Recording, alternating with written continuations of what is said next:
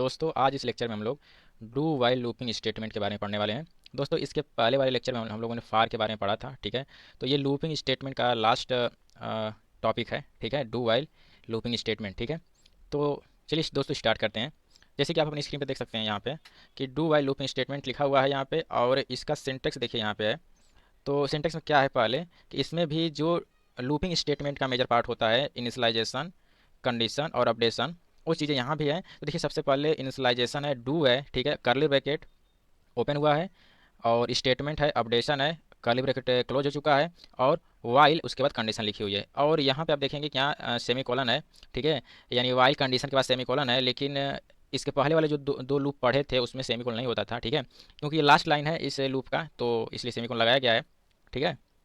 तो दोस्तों ये है डू वाइल लूपिंग स्टेटमेंट का सिंटेक्स, ठीक है। इसी तरह से ये लिखा जाएगा और ऐसे ही कार्य करेगा, ठीक है। तो ये रहा डू, ये रहा वाइल, ठीक है। इसके बीच में ही ये सारी अपडेशन होगी और कंडीशन इसको स्टेटमेंट दिया जाएगा, ठीक है।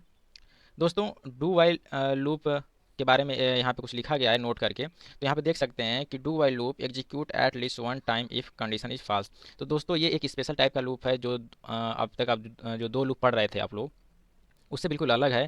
क्योंकि हम अभी तक जो पहले हम लोग फार और वाइल के बारे में पढ़े थे, तो वो क्या होता था कि उसमें अगर कंडीशन ट्रू होती थी तभी हमारा स्टेटमेंट एग्जीक्यूट होता था।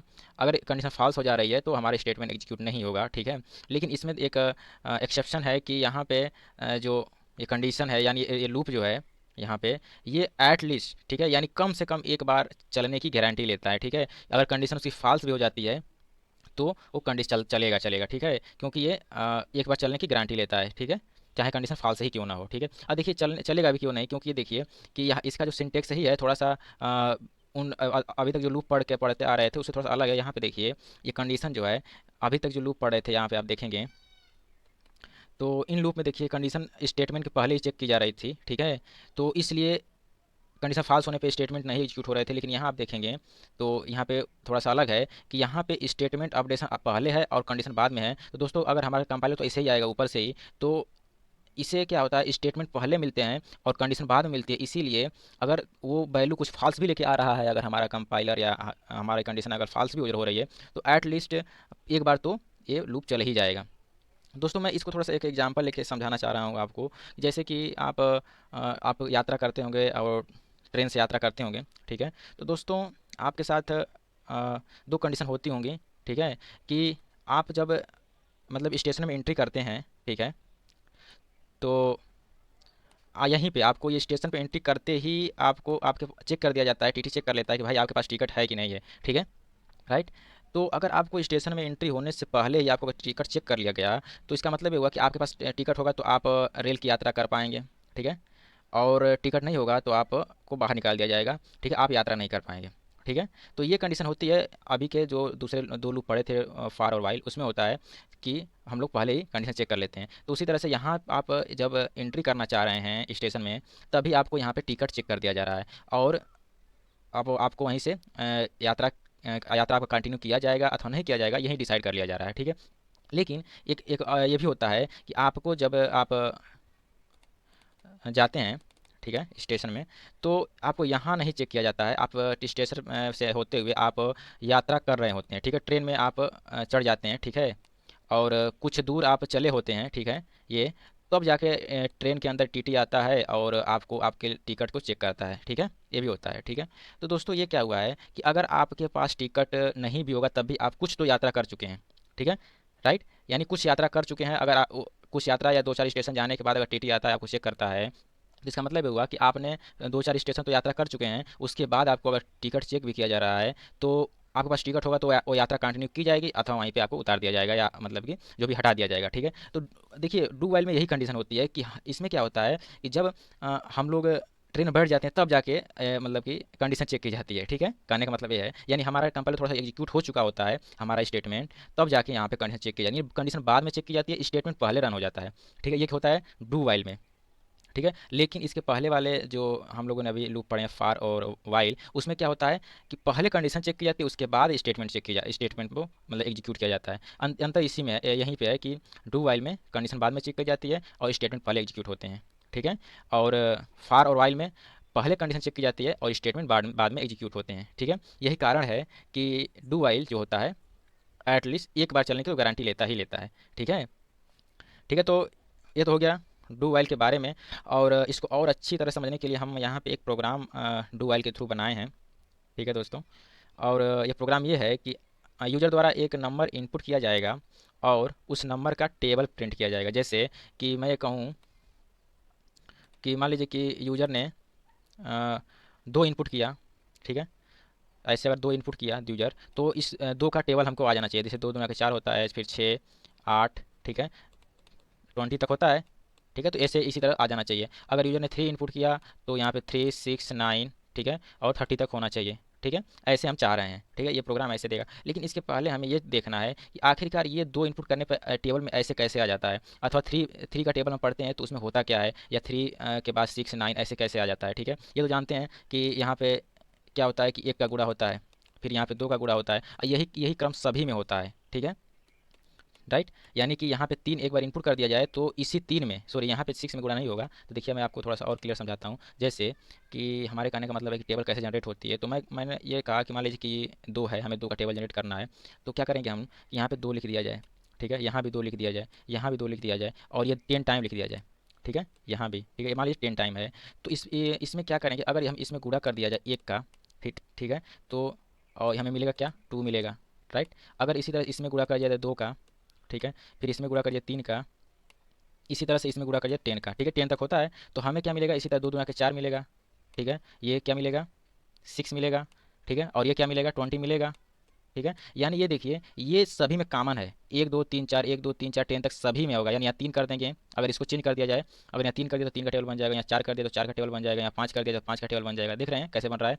यहाँ देखिए ये सब चेंज नहीं हो रहा है, ठीक है, ये नहीं चेंज हो रहा है। बस इसको, इस वैल्यू को बस चेंज कर दिया जाए, ठीक है, और जो वैल्यू डाल दिया जाए तो उसी का टेबल ये बन जा रहा है, ठीक है। तो हम इसी कॉन्सेप्ट को लेकर चलेंगे यहाँ पे, ठीक है। यानी कि हमारे कहने का मतलब ये है कि ये जो वैल्यू डाली जा रही है, ये 2, ये क्या डाली जा रही है, यूजर द्वारा द्वारा डाली जाएगी। यानी यूजर ये चाह रहा है कि यानी वो 2 का टेबल चाह रहा है, ठीक है। ये कहने का मतलब ये वैल्यू हमें यूजर द्वारा मिल जाएगी। उसके बाद ये वैल्यू मिलने के बाद ये सब तो हम लोग खुद कर लेंगे, ठीक है। और ये रहेगा आई का मान। आई का मान हमेशा बढ़ेगा क्योंकि ये देखिए बढ़ते हुए क्रम में जा रहा है, ठीक है। तो ये बढ़ते हुए क्रम में जा रहा है, इसका मतलब यहाँ पे लूप लगेगा, ठीक है। यानी कि इसको चलाने के लिए लूप लगना ही चाहिए, ठीक है। तो आइए हम इसको बनाते हैं, ठीक है दोस्तों। यहाँ पे देखिए, यहाँ पे वाइड मेन से हमारा प्रोग्राम स्टार्ट हुआ है, ठीक है। यहाँ पे एक आई एन टी प्रकार का 3 वेरिएबल बनाए हुए हैं कि यह नम है, आई है और टैब है, ठीक है। टैब का मतलब टेबल है, ठीक है। तो 3 वेरिएबल मैंने यहाँ भी बना लिए हैं, ठीक है। इसके वैल्यू को मैं चेंज करूँगा और यहाँ पे स्क्रीन को क्लियर किया जा रहा है। और यहाँ पे आप देखेंगे तो एक यूज़र को मैसेज मिलेगा कि आप एक नंबर इनपुट करें जिसका भी आप टेबल चाह रहे हैं, ठीक है। तो मान लेते हैं कि यूज़र ने, पहले हम आसान लेके चलते हैं कि यूज़र ने 2 इनपुट किया, ठीक है, राइट। यानी कि ये देखिए स्कैनफ फंक्शन है, तो स्कैनफ फंक्शन में नम को पास किया गया है, वेरिएबल को नम का एड्रेस दिया गया है। तो यानी कि यहाँ जो वैल्यू इनपुट की जाएगी वो नम में पहुँच जाएगा। तो मान लेते हैं कि यूज़र ने क्या इनपुट किया था, 2, ठीक है। तो नम की वैल्यू क्या हो जाएगी, 2 हो गई, ठीक है।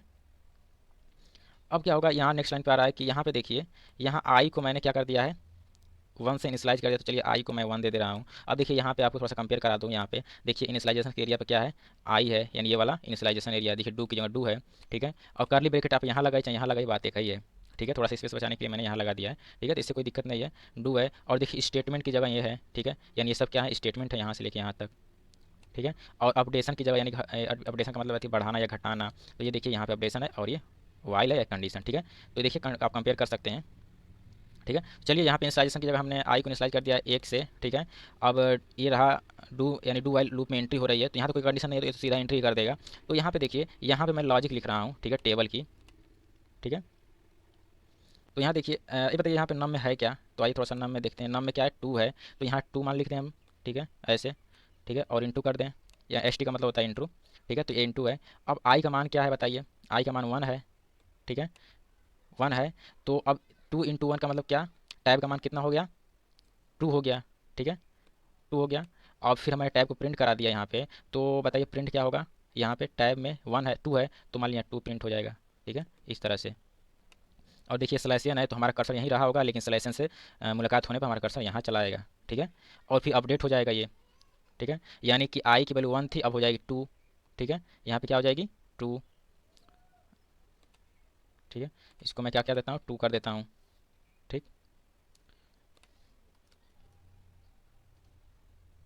देखिए दोस्तों यहाँ पे 2 हो चुका है आई का मान, ठीक है।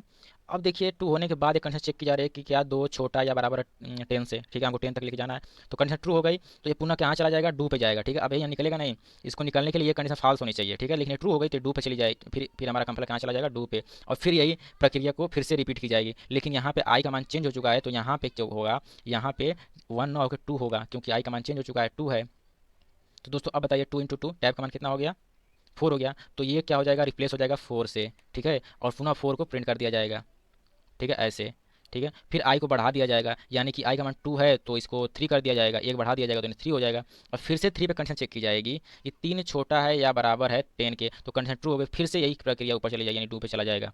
लेकिन इस समय आई का मान चेंज हो चुका है, यानी 3 हो चुका है। तो 3 से गुणा किया जाएगा, यानी 2 में 3 का गुणा कर दिया जाए तो कितना हो जाएगा, 6 हो जाएगा। तो ये 6 प्रिंट हो जाएगा, यानी टैब का मान भी 6 हो जाएगा, ठीक है। दोस्तों ये प्रक्रिया कब तक चलेगी, जब तक कि आई का मान 11 नहीं हो जाता, ठीक है। तो मान लेते हैं कि जब आई का मान 10 था, ठीक है, ठीक है।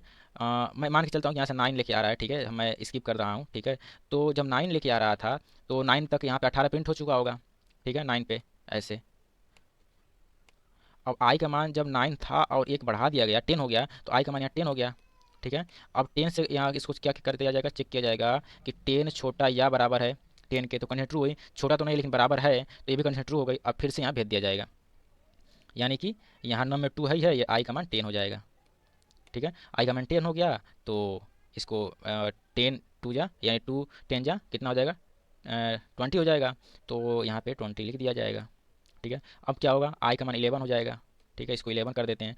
अब जाके देखिए ये कंडीशन फाल्स हो जाएगी, 11 is less than or equal to 10। तो अब जाके कंडीशन क्या हो गई, फाल्स हो गई। तो अब ये जो है ये ऊपर नहीं भेजेगा, अब कंडीशन फाल्स होने की वजह से अब नीचे चला जाएगा। तब तक हमें क्या मिल चुका होगा, ये देखिए टेबल मिल चुका होगा, ठीक है, ये इतना टेबल मिल चुका होगा। अब दोस्तों क्या करना है कि अब हमें ये तो मतलब कि नम में मैंने क्या रखा था 2। अब चाहे आप जिसका भी टेबल जनरेट करना चाहें आप जनरेट कर सकते हैं इस लॉजिक से, ठीक है।